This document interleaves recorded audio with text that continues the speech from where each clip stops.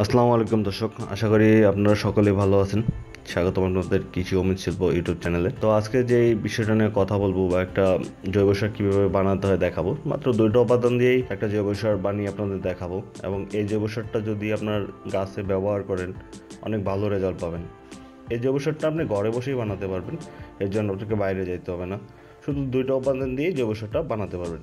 তো তার আগে আমার এই চ্যানেল যারা নতুন, চ্যানেলটা অবশ্যই সাবস্ক্রাইব করে রাখবেন, বেল বাটন অন করে রাখবেন, লাইক কমেন্ট সব বন্ধুদের শেয়ার করবেন। তো জৈব সারটা কীভাবে বানাবেন? জৈব সার বানানোর জন্য আমার 2টা উপাদান লাগবে। এক হচ্ছে সরিষা আর হচ্ছে বাদাম, যেটা চীনা বাদাম, যেটা আমি এখানে চীনা বাদামটা ইউজ করছি, আর সরিষা ইউজ করছি। আমি 100 গ্রাম বাদাম নিব আর 100 গ্রাম সরিষা নিব। 100 গ্রাম বাদাম আর সরিষা নিয়ে কী করবেন? 100 গ্রাম বাদাম আর সরিষা একটা পাত্রের মধ্যে সন্ধ্যার সময় ভিজিয়ে রাখবেন। যে সকালবেলা সেটাকে হয়তো আপনি ব্লেন্ডারে পেস্ট করেও নিতে পারেন, বা আপনি পাটায় বেটেও নিতে পারেন, বা যেভাবে হোক সেটাকে পেস্ট করে নিতে হবে আপনাকে। নেওয়ার পরে হচ্ছে এই 100 গ্রাম বাদাম আর 100 গ্রাম সরিষা, এই দুইটা মিক্সড করে পেস্টটার সাথে 5 কেজি মাটি মিশাবেন।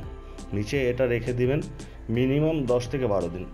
হ্যাঁ, 10 থেকে 12 দিনের মাঝে আপনাকে মাটিটাকে 2-3 বার নাড়াচাড়া করবেন। করার ফলে কিন্তু মাটিটা ঝুরঝুরে হয়ে যাবে, এবং সরিষার যে পেস্টটা আছে বা বাদামের যে পেস্টটা আছে এটা কিন্তু মিলে যাবে। আমরা কিন্তু জানি যে সরিষার খোল জৈব সার হিসেবে অনেক ভালো ব্যবহার হয়, তো সেখানে কিন্তু তেলটা বের করে নেওয়া হয়। আমি কিন্তু এখানে তেলটা বের করে নিচ্ছি না, এখানে বাদামটা আর হচ্ছে সরিষাটা ইউজ করতেছি।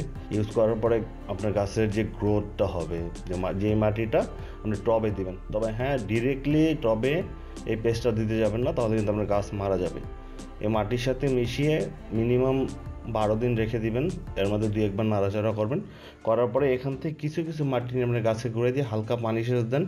আপনার টবের গাছগুলো অনেক ভালো থাকবে, এবং আপনি অবাক হয়ে যাবেন যে মাত্র এই একটু পরিশ্রমে আপনার কী পরিমাণ ফল পাচ্ছেন আপনারা। তো একবার হলেও বাসায় ট্রাই করে দেখবেন।